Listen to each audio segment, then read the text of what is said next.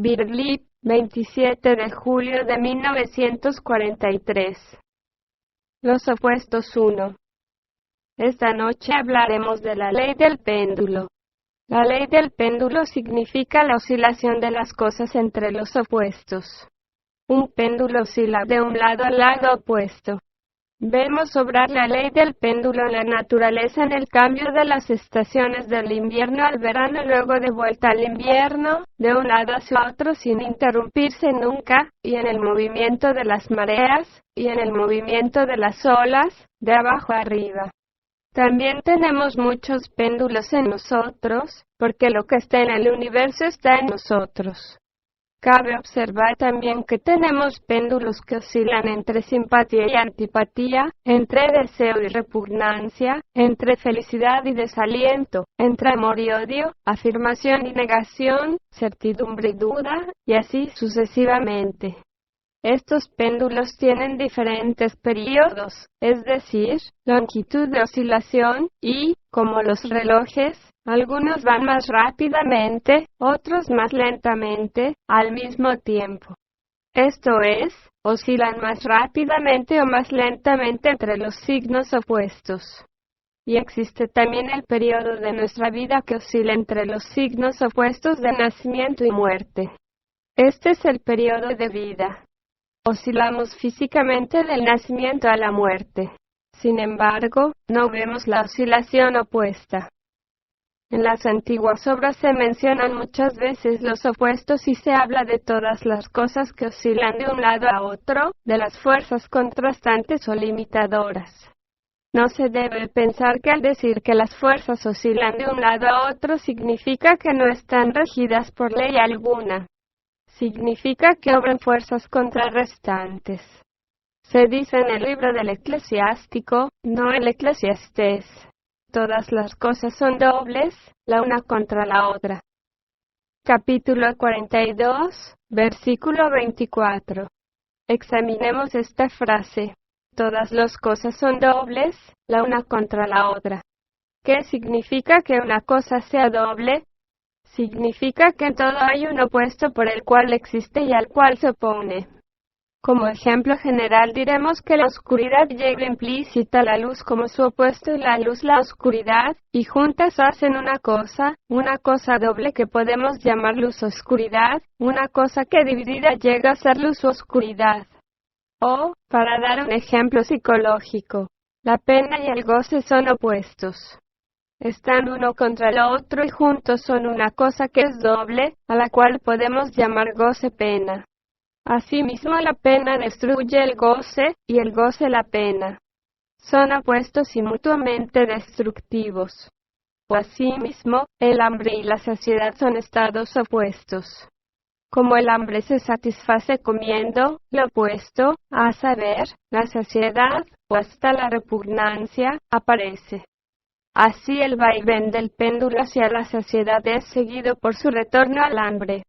Lo que es preciso ver es que el hambre y la saciedad, aunque son contrarios, forman una cosa, a la que podemos llamar hambre-saciedad, y ellas son inseparables, aunque una esté contra la otra, es decir, no se puede tener a la una sin la otra, del mismo modo que no se puede tener un palo que no tenga dos puntas. A este respecto basta comparar la observación del Eclesiástico, todas las cosas son dobles, la una contra la otra, con la observación que hizo Filón en el primer siglo de C. Filón, que estaba en relaciones con una escuela en Alejandría, dice: aquello que está hecho de dos opuestos es uno, y cuando uno es dividido los opuestos aparecen. Este es un punto de vista muy interesante sobre la vida si uno se toma la pena de estudiarlo. Tenemos aquí otra antigua referencia a los opuestos, en este caso extraída del extraño trozo de escritura esotérica que se encuentra en el segundo libro de Esdras, desde el tercer capítulo en adelante, en el Antiguo Testamento apócrifo.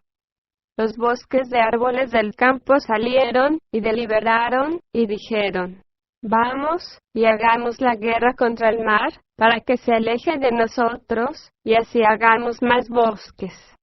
Las olas del mar deliberaron de la misma manera, y dijeron: Vamos, levantémonos y sometamos el bosque de la llanura, de modo que podamos hacer otro país. La deliberación del bosque fue vana, porque vino el fuego y lo consumió. Del mismo modo la deliberación de las olas del mar también lo fue, porque la arena se levantó y las detuvo. Segundo libro de Esdras capítulo 4, versículos del 13 al 17. En este pasaje se expone la idea que todo se mantiene en equilibrio por medio de la ley de los opuestos. Una cosa contrarresta a la otra. Lo que contrarresta o destruye a otra cosa es lo que se puede presuponer como su opuesta. El bosque cree que dominará el mundo y el fuego lo consume. El mar cree que podrá cubrir las planicies y la arena lo detiene. El desconocido autor de Esdras emplea imágenes físicas para representar las fuerzas que actúan en la naturaleza, manteniendo todo dentro de ciertos límites e impidiendo así que una cosa predomine permanentemente. Podemos presentar incontables ejemplos de una cosa que contrarresta a otra. Nos basta reflexionar un momento para darnos cuenta de que cada criatura viviente es atacada y comida por otra criatura de modo que se mantenga el equilibrio. Este equilibrio resulta del obrar de los opuestos. La ley del péndulo indica que todas las cosas oscilan de un lado para otro, pero al llegar a un punto en una dirección cualquiera se produce una detención y empieza a ejercerse la fuerza opuesta. Lo vemos nosotros mismos al observar cómo un péndulo que se aleja cada vez más hacia la derecha, aminora su velocidad hasta que el movimiento se invierte y el péndulo se aleja hacia la izquierda. Es decir, los opuestos, si los denominamos derecha e izquierda, tienen alternadamente poder. Cabe advertir que cuando el péndulo está del todo a la derecha es más débil y la izquierda empieza a tener poder, y viceversa. A veces se lo puede observar en una experiencia psicológica, como cuando un hombre se opone violentamente a algo y toma una actitud extrema, de pronto retorna al punto de vista opuesto. Muchos de los fenómenos de las conversiones súbitas pertenecen a este vaivén del péndulo. Tenemos el caso de Pablo, que persiguió a la iglesia primitiva con la mayor energía y odio, y de súbito tuvo una experiencia que lo hizo tomar el rumbo contrario. Ahora bien, en este punto, es preciso señalar que no es del todo fácil comprender las fuerzas opuestas y su manera de obrar, que es siempre doble y debido a ello exige un pensamiento doble. Pensamos en función de una cosa, comparándola con otra cosa. No pensamos simultáneamente en función de dos cosas. Pensamos en función de una fuerza y hallamos que es difícil pensar en función de dos fuerzas e imposible pensar en función de tres fuerzas.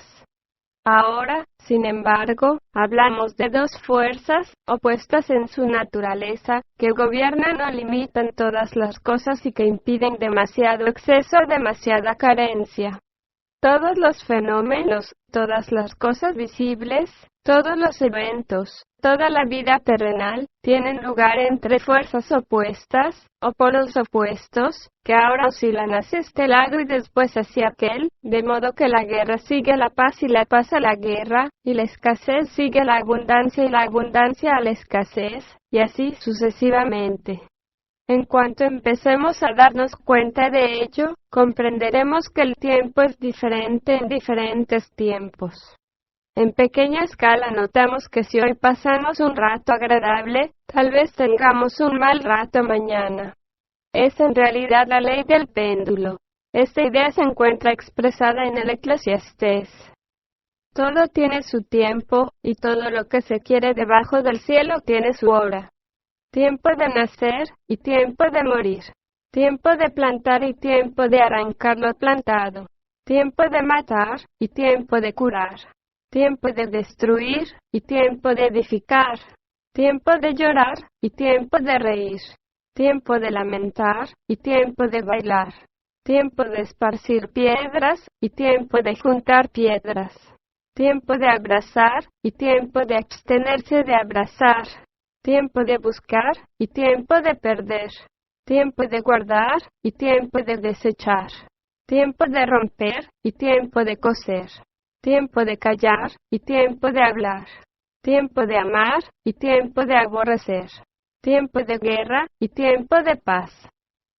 Eclesiastés capítulo 3, versículos del 1 al 8.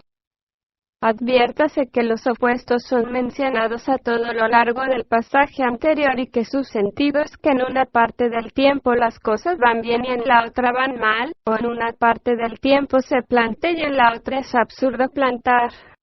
Basta imaginar lo que sucedería si fuera posible siempre plantar, o siempre nacer, o siempre edificar, o siempre llorar, y así sucesivamente. El pasaje anteriormente citado significa que todo llega a su fin y se convierte en su opuesto en el tiempo. He subrayado las últimas palabras. Todo llega a su fin en el tiempo, de modo que una cosa es reemplazada por su opuesto. ¿Qué quiere decir el fin de una cosa? ¿Han pensado alguna vez en ello? El fin de la pena es la alegría, el fin del llanto es la risa, el fin, en efecto, de todo cuanto conocemos en esta vida de tiempo es su opuesto. ¿Cómo llamaremos el fin de esta guerra? Lo llamaremos paz, es decir, su opuesto. ¿Y cuál es el fin de la paz? De seguro es otra vez la guerra. ¿Y cuál es el fin del dolor? ¿Acaso no es este alivio del dolor para el cual no tenemos una palabra exacta? Es muy interesante pensar en las palabras que expresan realmente los estados opuestos. Al vislumbrar la idea de que toda la vida descansa entre opuestos, empezamos a darnos cuenta de lo que controla los eventos y también de que la vida es controlada. Al llegar a esta etapa cabe decir que todo es el resultado de dos fuerzas opuestas que tienden a contrarrestarse la una a la otra y, de este modo, producen un equilibrio en todas las cosas. Hallamos un ejemplo en el obrar fisiológico del cuerpo, donde parece que la salud fuera el resultado de un equilibrio de sistemas opuestos o antagónicos, químicos y de otra clase. Hipócrates, el antiguo médico griego, que vivió en el siglo V a.C., enseñó que la salud era la armonía o equilibrio entre diferentes fuerzas o elementos, y la enfermedad resultaba de que uno u otro de esos elementos llegaba a ser demasiado fuerte. Cabe pensar que la salud fisiológica tiene una naturaleza similar, el resultado de dos o más factores en equilibrio. En el antiguo templo sagrado de Delfos había dos inscripciones colocadas de tal modo que los que acudían a consultar el oráculo podían leerlas. Una la componían las famosas palabras: «Conócete a ti mismo». La otra, menos conocida, era «Nada en demasía». No significa demasiado en el sentido de que un hombre no puede hacer o dar demasiado. El idioma griego no quería decir tal cosa. La frase significa, nada en exceso. Es preciso prestar atención al orden de estos dos dichos. Primero un hombre debe conocerse a sí mismo y luego no debe ir a los extremos, es decir, se conoce a sí mismo y conoce cuáles son los extremos de sí. Conocer lo que es en sí necesita largos años de experiencia. El conocimiento de sí implica, entre otras cosas, el conocimiento de los opuestos en uno mismo, es decir, llegar a ser consciente de ellos. Entonces se puede comprender y aplicar el segundo aforismo: nada en demasía.